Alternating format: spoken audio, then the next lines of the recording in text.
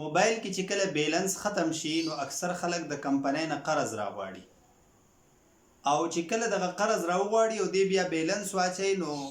د دغه قرض نه زیاتې پیسې له دنه کټ کیږي.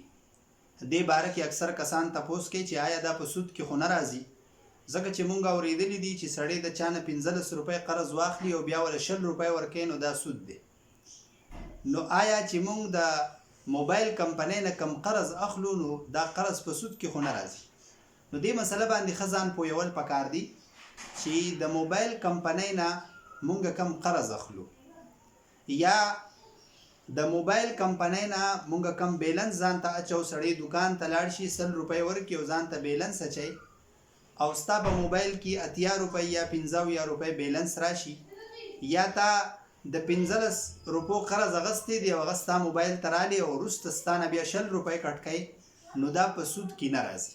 د هغې وجه دا ده چې دا کم بیلنس مونږ اچو زمونږ موبایل ته راشي نو دا په حقیقت کې پیسې نه دي بلکې دا د خبرو کولو سهولت دی. تا ته کمپنۍ په 100 روپۍ باندې د 80 روپو د خبرو سهولت درکو او بیا چې کله تو قرض راغواړي نو د قرض په صورت کې چې کم سهولت په 15 روپۍ باندې تا ته میلاوېدو هغه سهولت کمپنۍ تا له په 20 روپۍ باندې درکو.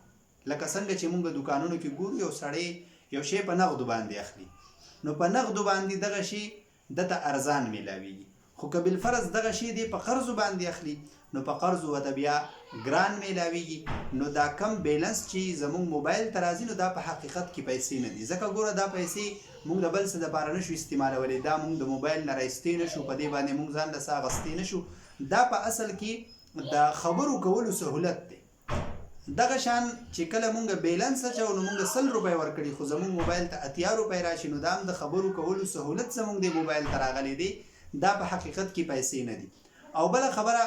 د دې هم وضاحت کوم چې اکثر چې کله سړی قرض واخلي د کمپنۍ نه